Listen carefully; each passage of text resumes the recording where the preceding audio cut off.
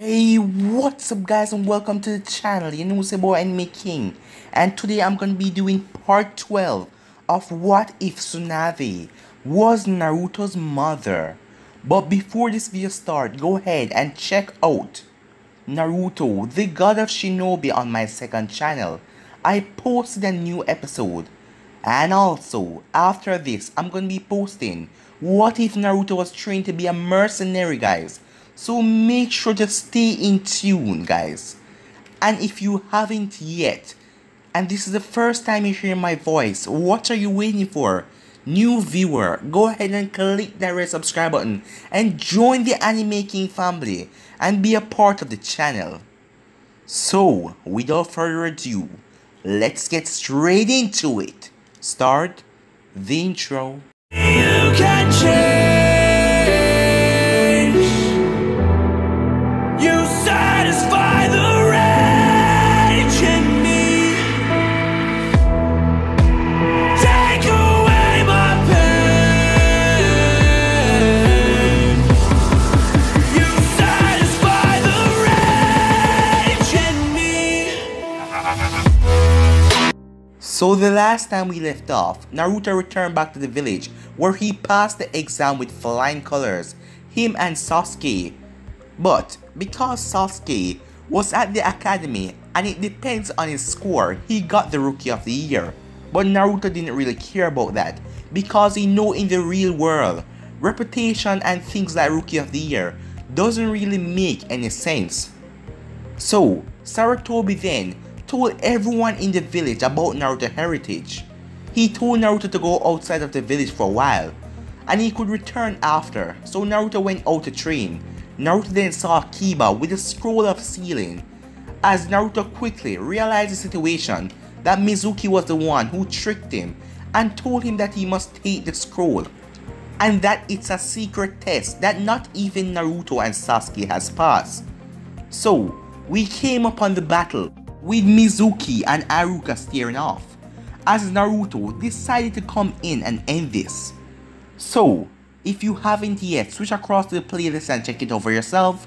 But let's get straight into the story. Naruto jumped out of his hiding spot as he jumped in front of Mizuki and Kiba. When Mizuki saw Naruto, he started to curse in his mind because things will get more difficult because of Naruto's arrival. This was not part of his plan and it was taking too long. He knew that he will have to get away soon, or more Konoha shinobis will arrive, or even worse, the Anvus. Kiba, do not give him the scroll. He is tricking you. This is not a test, and if you give it to him, you will be an accomplice to treason and be labeled as a traitor in your own village, said Naruto, trying to reason with Kiba. As Naruto was saying this, Mizuki realized that a golden opportunity has just presented itself on him. With Naruto arriving here, if I can, get the forbidden scroll and also capture Tsunade's son and bring both of them to Orochimaru, then Orochimaru will reward me and grant me more power, thought Mizuki as a smile came on his face. You see Kiba, they're just trying to stop you from passing the test. If this was real, why would Naruto be here? He's just trying to pass you because he failed, said Mizuki, hoping that Kiba's dislike for Naruto will make him hand over the scroll. Kiba, don't be an idiot. Don't give him the scroll, said Naruto, as he saw Kiba hesitating. I am not an idiot, Senju, Kiba said as he dropped the scroll. He then pulled out a kunai and rushed towards Naruto as he thought that Naruto was trying to make him pass the test and show him up again. You idiot, said Naruto as Kiba charged at him. Naruto vanished when Kiba swiped. Naruto then appeared behind Kiba and used the back of his katana and knocked him in the neck as Kiba fell unconscious. As Akamaru rushed over to check up on his partner. Impressive, Senju, but not unexpected, as a member of your clan and the son of the Slug Princess. replied Mizuki as he held the forbidden scroll in his hand. Naruto started to jump up as he then started to stretch, making Mizuki look at him as Mizuki was confused. So, you little brat, are you really going to try and fight me? I am a Chunin and you're just a Genin. As Naruto smirked at him as he got into a taijutsu stance. You know that I'm not gonna let you get away with that. Mizuki then smirked. Listen kid, you may be more skilled than the average Genin, but you're still a Genin. And I am a fully trained Chunin, Mizuki said. Naruto didn't respond to him. Naruto was still in his fighting stance. Mizuki just take out 5 shurikens as he tossed them at Naruto. Naruto deflect them all, so to make sure they wouldn't hit Kiba or the injured Iruka. But the kunais were just a distraction as Mizuki came from Naruto's left side. As he was about to knock Naruto out with the back of the kunai, Naruto flipped around and blocked the kunai with his katana. As the both of them started to fight for about 2 minutes, as Iruka couldn't believe it. Naruto, a mere genin, was taking on Mizuki like he was nothing. But because none of them know, Naruto has not even used a glimpse of power yet. Just to say, he was using about 5% of taijutsu because he had a monster strength where he got from his mother, but he wasn't using it. And plus, his Mokiton ability, he was just fighting with the sword. As the both of them broke and jumped back, Mizuki was huffing and puffing, while Naruto was perfectly fine. He had a lot of stamina thanks to the Kyuubi and thanks to his mother's physical training which he endured, and now he can stay fighting for a very long time. Mizuki started to pant. I have to admit it kid, you're tough, but you're still no match to beat me. So why don't you do yourself a favor and give up and come with me quietly and you won't get hurt, said Mizuki. Thanks for the offer, but I don't intend to give up and to lose, especially to trash like you, said Naruto, as he had yet to use a fraction of his real power on Mizuki. Naruto then heard Iruka winced in pain as he realized he might go into shock because of the blood loss and the wounded shuriken in his back. I will end this now, Naruto said to himself, and go and help Iruka. Sorry Mizuki, it's been fun, but it's time to end this, said Naruto. Do not go make idle threats like that, as Mizuki was still confident that he could still beat Naruto and take him and the Forbidden Scroll. I don't make idle threats, and I am going to show you how I'm going to beat you, Naruto said as he embedded his katana into the ground. He then vanished out of sight as Iruka's eyes went wide. Such speed as he appeared in front of Mizuki and slammed his fist into Mizuki's stomach. Mizuki dropped on his knees as Naruto grasped his fist and uppercut him. Naruto then pushed off and jumped in the air as he kicked Mizuki right in the face. Mizuki was sent flying as he slammed down into the ground. Naruto then put his two hands together as he summoned Shadow Clone Jutsu as a massive cloud of smoke appeared, and it surrounded Mizuki as Iruka looked to see 1,000 Narutos. Incredible. This jutsu, it's a forbidden A rank jutsu. They're clones. Yes, they're not illusions, Iruka said. As Mizuki looked up, his lip was already bleeding as he couldn't believe the strength that this kid possessed. His stomach still burned him with pain. He then looked around in the sea, 1,000 clones, as he started to cry, knowing that he's finished. Get him, Naruto said, as all of the clones piled on. Mizuki didn't stand a chance, as once they dealt with Mizuki, Naruto went over and pulled the shuriken out of Iruka's back as he started to heal him. first, Iruka was surprised that Naruto knew how to heal him, but he then remembered who his mother was and all questions was answered. Iruka's jacket had protected him from any serious harm, so Naruto was quickly able to heal the small wound. "Are you okay, Iruka sensei?" asked Naruto as he helped Iruka up. "Yeah, I'm fine. Thank you, Naruto," Iruka responded with a smile, where he looked at the battered and beaten form of his so-called best friend Mizuki, where he could only sigh sadly. "Are you okay, sensei?" asked Naruto as he saw Iruka's sad face. Iruka then smiled again, but it was a sad smile. "Yes, Naruto, I will be alright in a little while." Naruto then feels something at his leg. As he looked down, it was Akamaru. It seems like Akamaru was asking him if Kiba was going to be okay. "Don't worry, little guy, Kiba will be just fine. He's just knocked out," said Naruto. As Iruka then thanked Naruto for stopping Mizuki and also saving his life and Kiba. As the Anvus then appeared, "Iruka sensei, what happened here?" a red-haired female Anvu asked. Iruka explained to the red-haired Anvu what had happened, where he told how Mizuki tricked Kiba to thief the scroll and how Naruto fought and defeated him. As the red-haired Anvu looked down at Naruto, she was wearing a fox mask and her long red hair flowing down. After hearing this, the Anvu was impressed to know how Naruto was able to defeat Mizuki so easily. Even though he was a low-level Chunin, it was still impressive. "Pretty good, kid.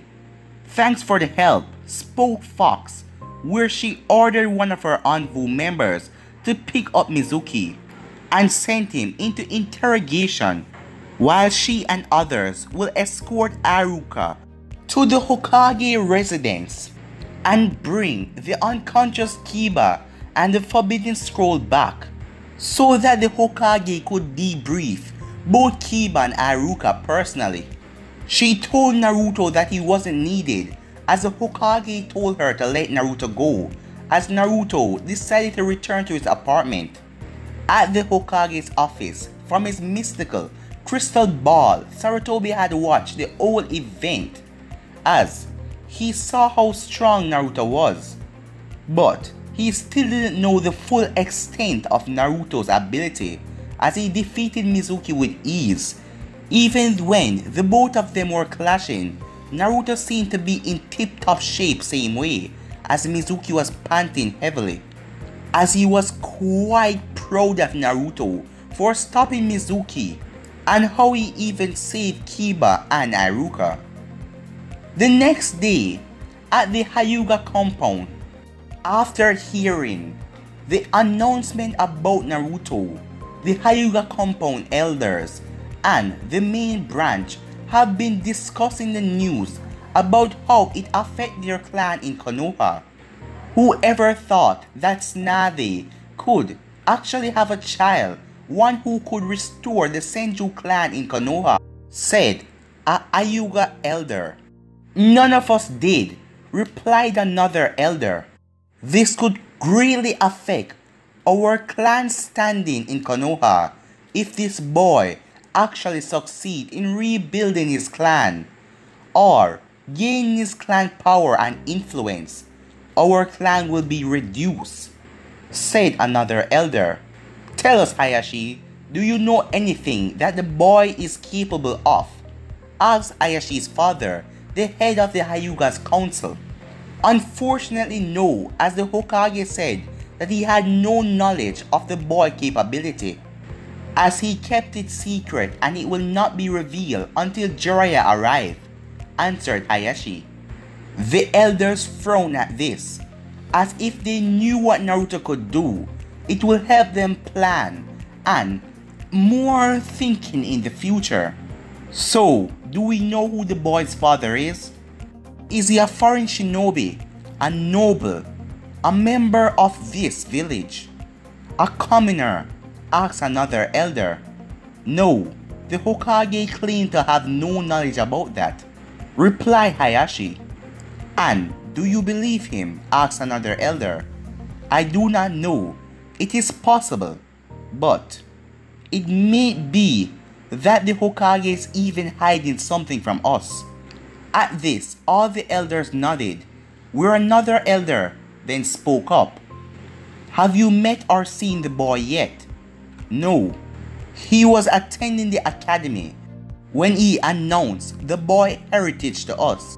We need to get this boy on our side, because when he gets older, he will have all the people's support behind him. His existence alone will shift a great influence, and we can use that to build the Hyuga clan and make it even more great," said another elder. "Wait, Hayashi, isn't your daughter Hinata in the same class as the Senju Inn?" asked another elder. "Yes, and according to her and the Jonin tutor that I hired, Kurunai, that Hinata has become great friends with the boy already," said Hayashi. "Well, it seems that for once the girl has actually done something right and gotten close to the boy. If they can become involved, we can arrange a marriage between the two at once. When the boy's mother come into the village, we can use the marriage to form an alliance between the Senju clan and our clan, and that will draw lot of influence and power," said Hayashi's father. As Hayashi's father said this, Hayashi's face stayed unreadable. He just nodded, but on the inside he was frowning, since despite common belief, Hayashi cared deeply for his family. He even loved Hinata, but he just doesn't show it. What made it even worse, since the loss of his brother and his beloved wife, she and Hanabi are the only one he really have left. "So it is agreed," said Hayashi's father, cutting Hayashi's thoughts. "Once we got enough information about the boy's ability and skills, and once Hinata has gotten close enough to him, we will arrange a marriage between the two after discussing it with his mother, thereby sealing an alliance between the Hyuga clan and the Senju clan. And with the marriage, we will place our cage bird seal along with the bloodline blocking seal on Hinata, so that the Hyuga clan bloodline stay in the clan, where any children that they made will not have our bloodline. Even still, the future children's will be from our clan. Then we can use manipulation to take over, and the Hyuga clan will truly become the strongest clan in Konoha." Hayashi frowned as he didn't like to hear them trying to put the cage bird seal on his eldest daughter, and this plan sounded like treason. "But we must hurry," said another elder, "because other families will try to get close to the boy. And the one that we should worry about is the Yamanaka, because she is in the same class as Naruto." "Agreed then," said Hayashi's father. "Okay, Hayashi," he said as he turned to him. "Tell your daughter to use whatever necessary to get to the boy. It doesn't matter what it takes. She could hold the fate of the Hyuga clan in her hands." At the academy, it was about 9:30 in the morning, as this was the last day they will be at the school, because they will be off with their senseis and going on real missions and becoming real ninjas. Naruto entered the class as Akamaru barked happily at him, while Kiba turned his head and not looking at Naruto, because he remembered his own personal mistake. Although he knew that he should be grateful to Naruto, he still couldn't say it out of his mouth. He also believed that Naruto was born with a silver spoon in his mouth, as he was born in an awesome noble clan, with his mother a cage level and his godfather giving him special training. and he even have close contact with the Hokage. The Hokage allowed Kiba to still be a genin because he was strict. If he was doing it on his personal own, or if he had handed over the scroll to Mizuki, it would have been bad for him. Unfortunately, his mother wasn't forgiving as a Hokage, as he cringed at the memory after remembering everything that he heard last night. The angry shouts and scream that he heard from his mother could be heard over all of Konoha. He then sighed as he looked through the window. Naruto then walked up to his seat right beside Hinata. For the next few minutes, Naruto and Hinata talked, as she did not notice the hateful and jealous glares she was getting from other girls in the class.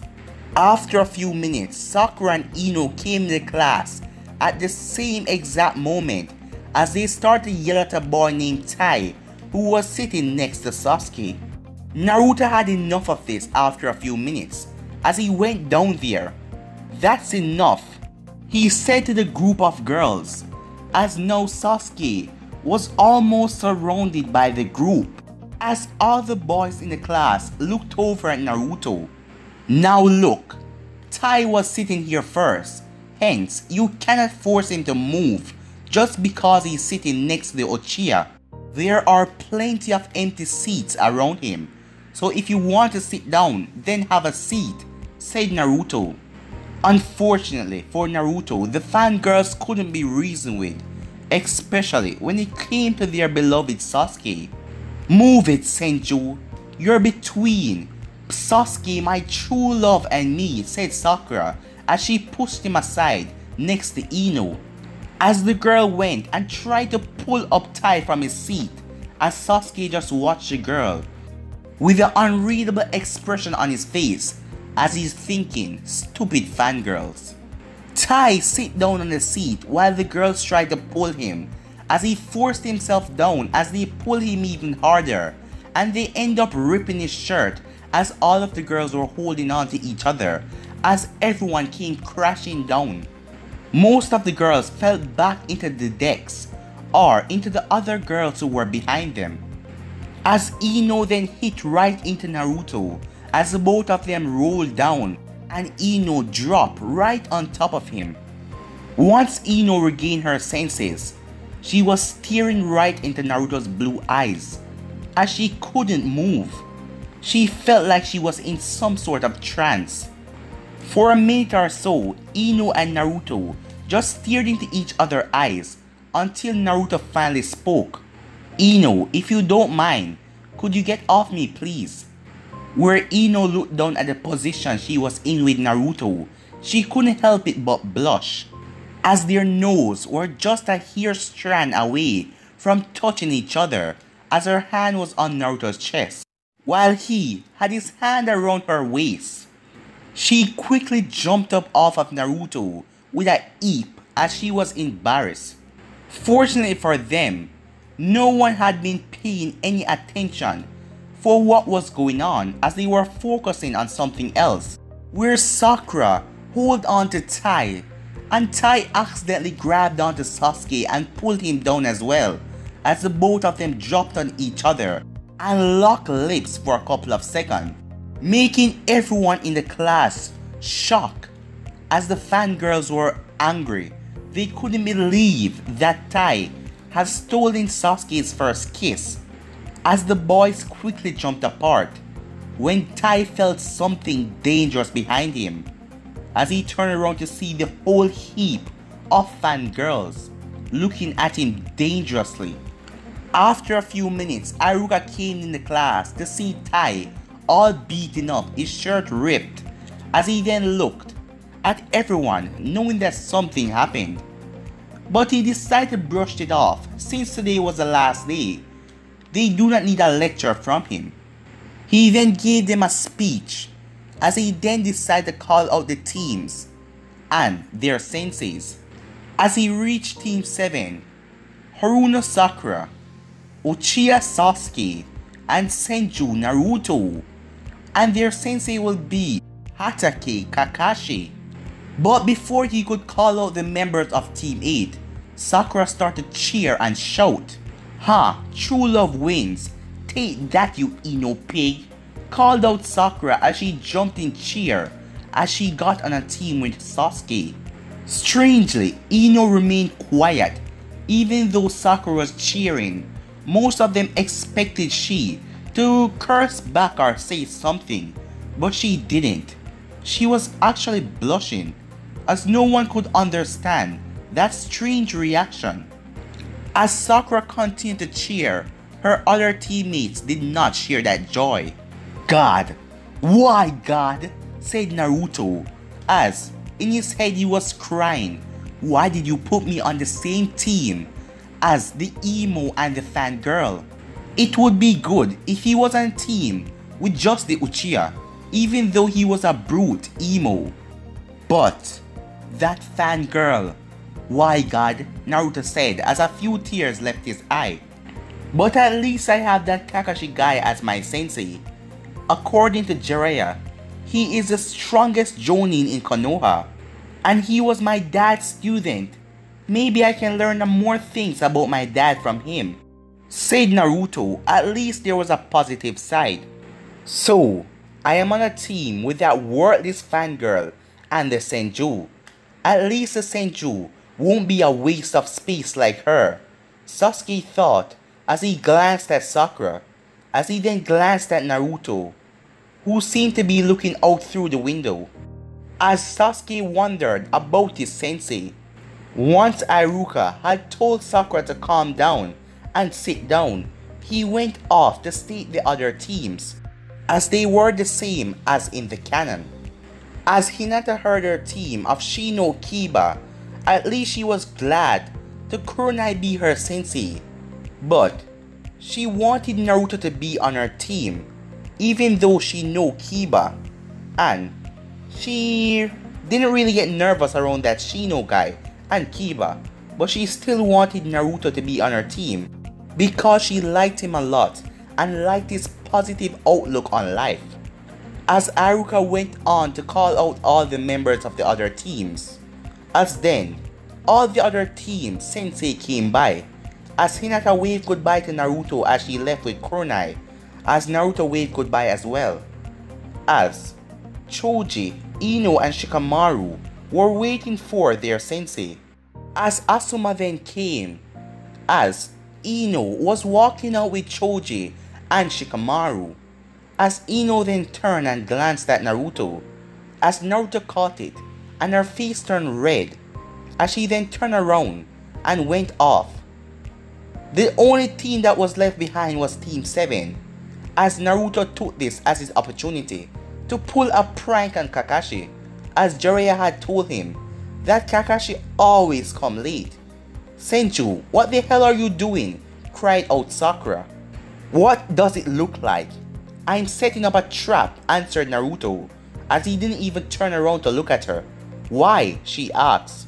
"Because the sensei that we have has a reputation as always being late for everything," said Naruto. "You're going to be in so much trouble with the sensei," while inner Sakura was saying, "Go on, Senju, teach that sensei a lesson."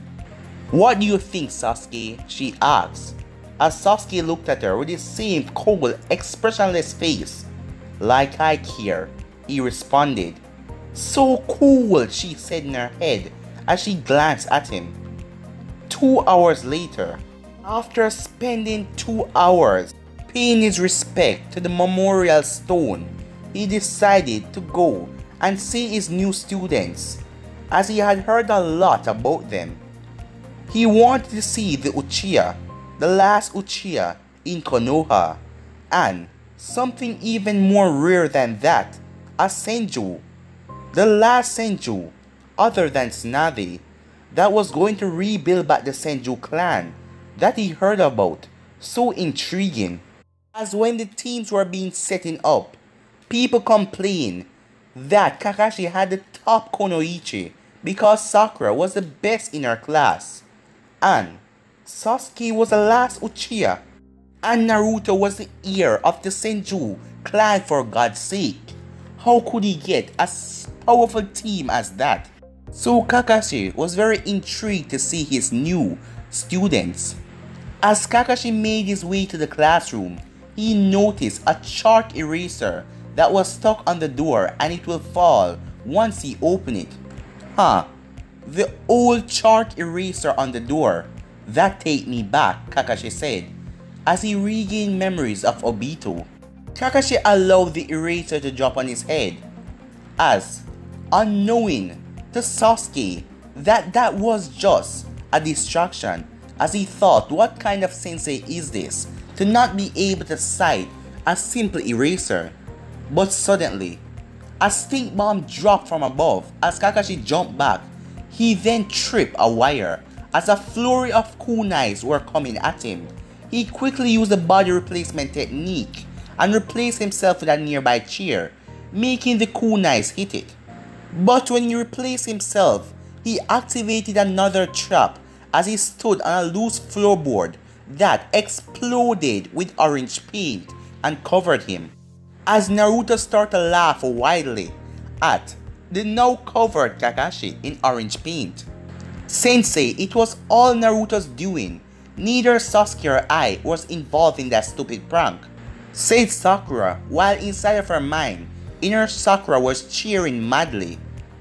Sakura then looked at Naruto as she waited to hear what the sensei had to say. Well, now that I've met you all, I have to say, I hate you all, especially you, Kakashi said as he looked at Naruto. As Naruto just grinned. Okay, you three, I want you to meet me on the rooftop in 10 minutes, he said, as he used the sunshine and flicked out of there, leaving them left in the class. As Naruto then put his two hands together and he vanished out of the room as well. But guys, I'm gonna be leaving this episode right here. If you want to see the next part of this, you already know what to do. Like, subscribe, comment down below, and turn on that bell notification. And remember, I'm gonna be posting what if Naruto was trained to be a mercenary after this, so enjoy. But for now, I'm out. Peace.